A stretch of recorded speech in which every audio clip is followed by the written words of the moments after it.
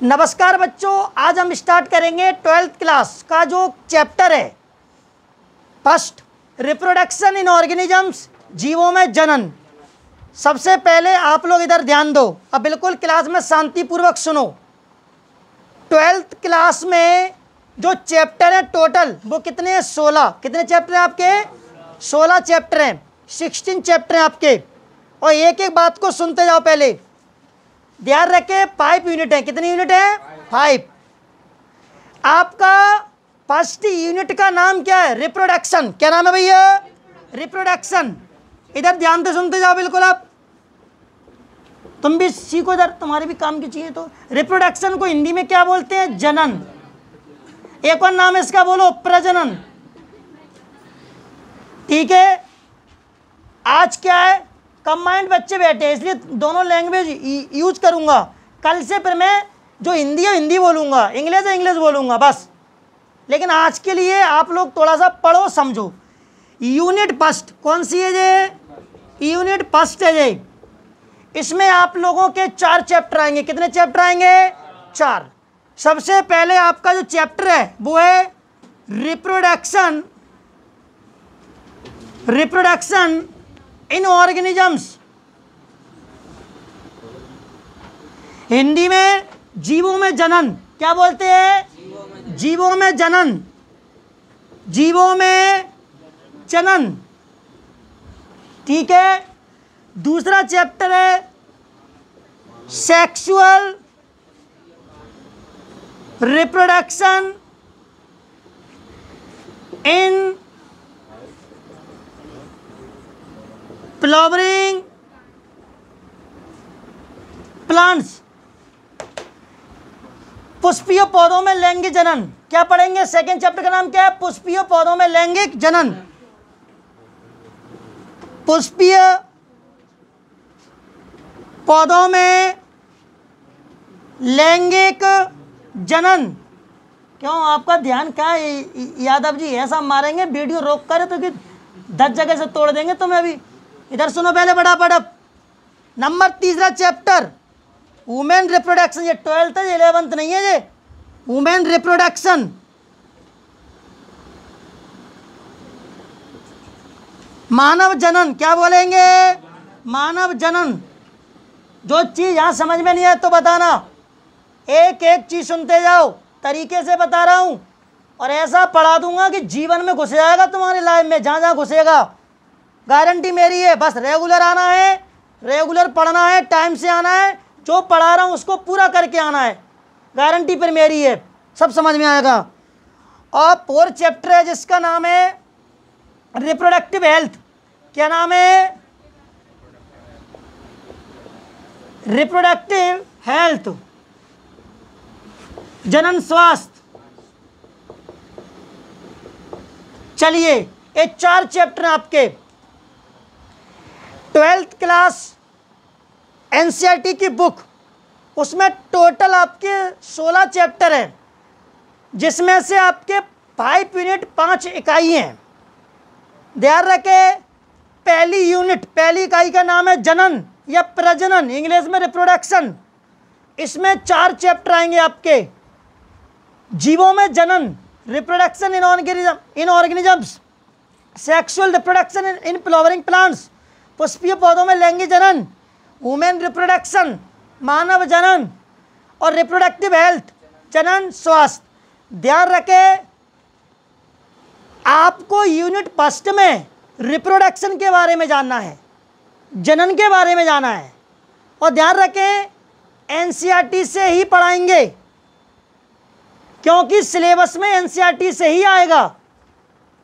Notes मिलेंगे आपको, थोड़ा बहुत लिखना पड़ेगा। क्या लिखना पड़ेगा? जो आपको बेसिक पढ़ाएंगे चैप्टर से संबंधित, वो आपको नोट करना पड़ेगा। ज़्यादा कुछ नहीं लिखना है कि क्वेश्चन लिखने बैठ गए कि उनके आंसर लिख रहे हैं, ये नहीं करना पड़ेगा। अगर कोई क्वेश्चन का आंसर लिखना पड़ेगा तो वो मैं आपको बता दूंगा, वो सिंपल लैंग्वेज में लिखना पड़ेगा। डायग्राम बनाना पड़ेंगे आपको, क्योंकि आपको एक बायोलॉजी का रजिस्टर बनाना पड़ेगा। आपको वीडियो जो रिकॉर्ड होंगी क्लास के अंदर उनको भी देखना पड़ेगा, कुछ बच्चे छुट्टी बनाएंगे, गांव जाएंगे, शादियों में जाएंगे, बीमार पड़ेंगे, तो वो चीज़ को वो देख लेगा। क्योंकि बच्चों आप लोगों को मालूम है 12th में पढ़ाई करना है मतलब अच्छी परसेंटेज लाना है, नॉलेज भी होनी चाहिए साथ में।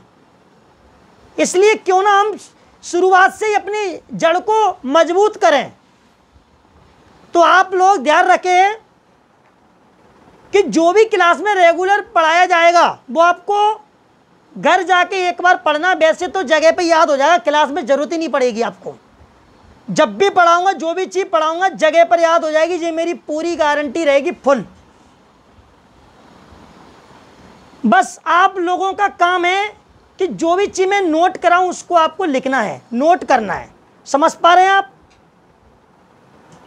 तो ध्यान पूर्वक सुनो।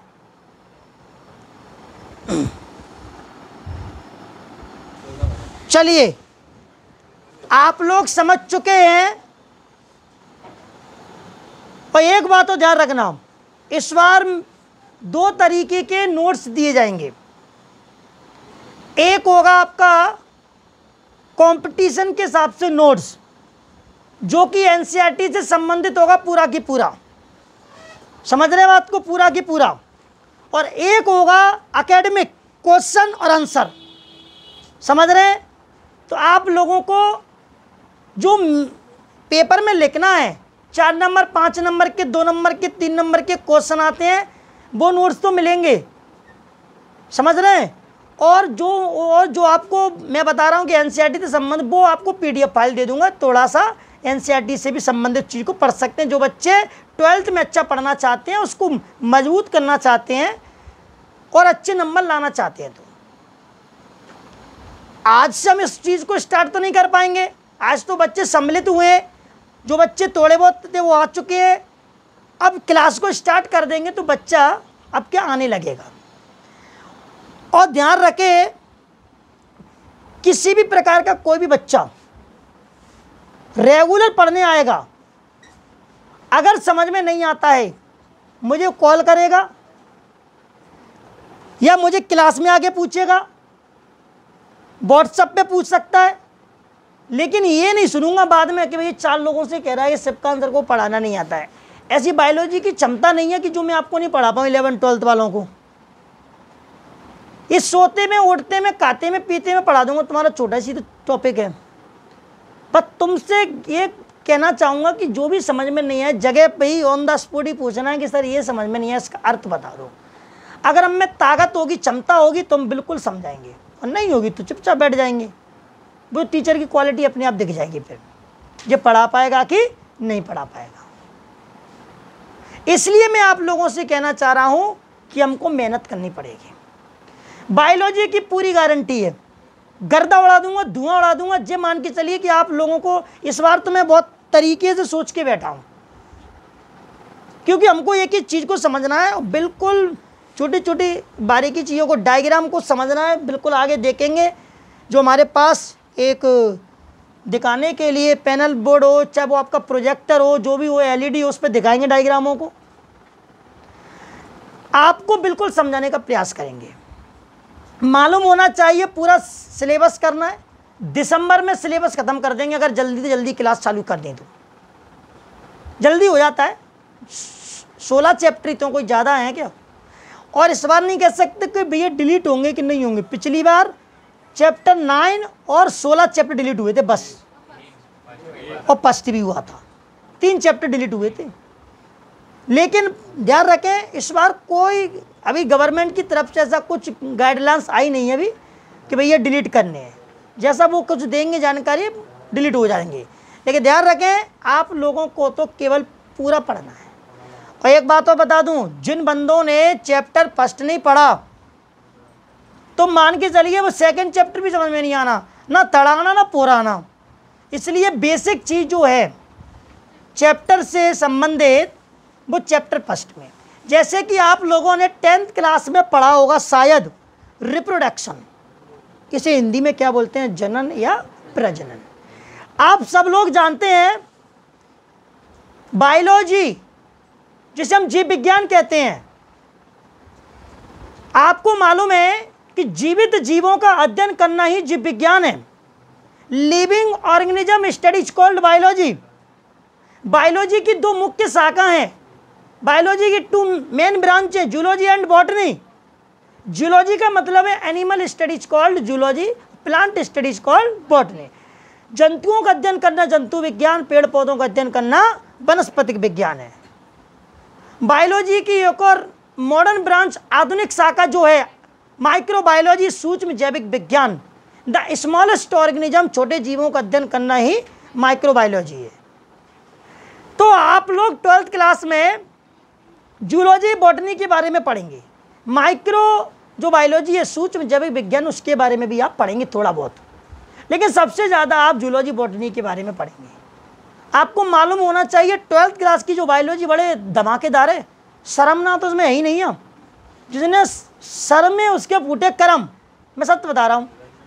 और डेंजर बायोलॉजी है ये, मान के चलिए 8-10 चैप्टर तो ऐसे हैं, फर्स्ट से लेके 8-10 चैप्टर ऐसे हैं कि सब में रिप्रोडक्शन चलने वाला है बेटा, हर जिसमें रिप्रोडक्शन की बात होगी। अब मतलब 5-6 महीना तो हमको पढ़ाते पढ़ाते इसी में लग जाएंगे। आपको मालूम है 5 चैप्टर है जेनेटिक्स वाला, 1 महीना लेता करेक्ट सीधा। बताइए आप, उसको बहुत गहराई से पढ़ेंगे और खुलकर पढ़ेंगे, एक ही चीज़ को समझ के पढ़ेंगे। इस बात तो खतरनाक तरीके से पढ़ेंगे। और बताओ, आनंद के साथ पढ़ेंगे। और बताओ, फील करेंगे बायोलॉजी को। और बताओ, तो कहने का मतलब ये है कि आप लोग ध्यान रखें, चैप्टर फर्स्ट को जिस बच्चे ने, जिस बंदे ने तरीके से समझ लिया, मैं गारंटी इस बात की दे रहा हूं, वो ये जो हमारे 3 चैप्टर हैं इनको आसान तरीके से समझ में आ जाएंगे उसको। अच्छा, कैसे आ जाएंगे सर? इसलिए आ जाएंगे कि ये बेसिक है, और बेस जान लिया जंजला हो गया। तो ध्यान रखें, सबसे पहले आपको छोटी छोटी चीजें आनी चाहिए। सबसे पहले क्या आना चाहिए? अभी मैंने आपको बायोलॉजी के बारे में बताया, आपको एक चीज और आनी चाहिए कि जो जीव होते हैं ऑर्गेनिजम्स, ये हमारे धरती पर है, ये पृथ्वी पर है, ये हमारे संसार में, हमारे वर्ल्ड में है ये। और ध्यान रखें, और ये सब जीवित जीव हैं, लिविंग ऑर्गेनिजम्स हैं, ये हमारे चारों तरफ है। चाहे वो पेड़ पौधे हों, प्लांट्स हों, एनिमल्स हों, चाहे माइक्रो ऑर्गेनिजम्स हों, चाहे छोटे छोटे जीव हों। ध्यान रखें, और मैंने आपको पढ़ाया था अभी 11th क्लास में, सेल वाला चैप्टर, कोशिका वाला चैप्टर चल रहा था और चल रहा है। शायद पिछली क्लास में सेल वॉल कोशिका वित्ती को स्टार्ट किया, थोड़ा बहुत पढ़ा पाया, लेकिन आज मुझे पढ़ाना था। लेकिन आज क्या है, हमने बैच टाइमिंग को अलग किया है, फिर कल से वो अपने टाइम पर ही वहीं से स्टार्ट कर देंगे। लेकिन ध्यान रखें, all living organisms are made up of cell, सभी जीवित जीव कैसे बने होते हैं? कोशिका से बने होते हैं। ध्यान रखें। तो सबसे पहले हमें बिल्कुल चैप्टर का बेस जानेंगे। आज तो आप लोग क्लास में आए हुए हैं और कल एक रजिस्टर लेकर आएंगे, उसमें आपको नोट करना है, उसमें छोटी छोटी चीज़ें लिखनी है। ध्यान रखना इस बात को भी। आप, मैं आपको एक एक चीज़ें लिखवा दूंगा, गारंटी है। पहले तो आप 10 दिन आराम से पढ़ो, डेमो लो। कोई भी आपका फ्रेंड हो, दोस्त यार मित्र जो भी हो, पढ़ना चाहता है सिपकन सर पे, कोई दिक्कत नहीं है। 5 दिन 10 दिन डेमो लो, आराम से जानो, पड़ताल करो, पहचानो, समझो, आराम से पढ़ो, कोई जल्दबाजी नहीं है। मज़ा आ जाए तो पढ़ लेना, मज़ा नहीं आए तो मत पढ़ना। और क्या कह सकते भैया, जोर जबरदस्ती किसी से नहीं है, लेकिन सोच समझ के पढ़ना, किसी की बातों में मत आ जाना। आजकल जंजाल बहुत खतरनाक है भैया जी, कोई किसी को विद्या भी पढ़ा देता है। विभिन्न प्रकार के लोग होते हैं, समझ रहे हैं बात को। कह देंगे कि आपसे कुछ कर देंगे, आप बातों में आ जाएंगे, आपको फीस का वो दे देंगे, ऑफर दे देंगे। 1000-2000 रुपया में कोई पढ़ता है? 1000-2000 रुपये छोटे बच्चों की फीस नहीं है। 1000-2000-3000 रुपया में आपको ऑफर, अपने आप 3000 का, 2000 का, 4000 का ऑफर नहीं है। अपनी तो एक ही रेट है। जो अपन गोल पाड़िया पढ़ाते हैं उन बच्चों की, चाहे हिंदी मीडियम हो चाहे इंग्लिश मीडियम, 5000 रुपये फीस लेते हैं। जो अपना पर्सनल फीस का स्टैंडर्ड है। आनंद नगर आ जाओगे तो बेटा सीधा 10,000 फीस है, फिर ये समझ लो। फिर अब बताइए आप, ना कोई 4 ना 4.5, कोई गरीबी स्थिति से किसी स्थिति खराब है तो बात अलग है, सुविधा पूरी दे रहे हैं आपको और पढ़ाई भी पूरी समझ में आएगी। नहीं है तो 1 महीने का 2 महीने बाद भग जाना और बता ले, कोई ज़बरदस्ती नहीं है। और किसी फिजिक्स केमिस्ट्री की टीचरों की बातों मत आ जाना, आजकल क्या धंधा बिजनेस बहुत चल गया है, काटा पीटी बहुत हो गई है। इसलिए मैं आप लोगों को इतना ही कहना चाहूँगा, डायरेक्ट किसी का नाम नहीं लेना चाहता मैं, ना मुझे किसी पर उंगली उठाना है, ना मुझे किसी से कोई लेना देना है। मुझे अपने कर्म और अपने काम पर ध्यान देना है, मुझे किसी के काम और कर्म पर कोई मतलब नहीं है। जो कर्म करेगा, जो मेहनत करेगा, उसे सफलता मिलेगी। जिस प्रकार से आप लोग देख रहे हैं, एक क्रिकेटर मतलब खिलाड़ी था रिंकू, उसने खुद ने बेचारे ने मेहनत की, गरीबी व्यक्ति से था और आज देख लो कहाँ उठ गया। जो मेहनत करेगा वो जाहिर सी बात उठेगा। घर में पड़े रहोगे, मीठी मीठी बातें करते रहोगे, 2-4-5 दिन पढ़ लोगे बेटा, फिर बाद में गालियाँ देनी पड़ती हैं और फिर बीच में से भग जाते हैं, फिर क्या जिंदगी होती है। ये 12th है, ये 11th नहीं है बेटा। सोच समझ के विश्वास करना किसी पर, नहीं जब हाथ झाड़ के बैठ जाओगे और खीकी करने वाले खीकी करते रह जाएंगे। आपके माता पिता का पैसा है, आप लोग मेहनत करें। हाँ, मैं फिर समझा रहा हूँ, ना घर के ना घाट के रहोगे, किसी की बातों मत आना। मेरे यहाँ जो बंदा आएगा कभी झूठ नहीं बोलूँगा, जो काम है ईमानदारी का है, चाहे कभी भी आ जाना, विश्वास के साथ ही आप यहाँ पढ़ोगे। लेकिन मैं आप लोगों को बताना चाह रहा हूँ, अब क्या मार्केटिंग में बच्चा डेमो लेगा, इधर उधर समझेगा तो इधर उधर जाएगा, कोई कह देगा 500 में पढ़ा दूंगा, कोई 1000 में पढ़ा दूंगा। तो भैया टमाटर आलू नहीं है, तुम कहीं भी पीछे जाओगे, सस्ता मुझे भाड़ा नहीं है ये तो को भाड़े पर कपड़े नहीं बेचते, 100 रुपया का 150 रुपया 75 रुपया स्टैंडर्ड करा दिया। पढ़ाना लिखाना कुछ नहीं इनका, अपना बस पेट भर रहे हैं और बिजनेस चला रहे हैं। ये लोग धंधा चालू कर लिया है। अरे अगर ऐसी पैसों की भूख है तो चाय का ठेला निकाल लो और वहाँ पे दुकानों पे काम कर लो।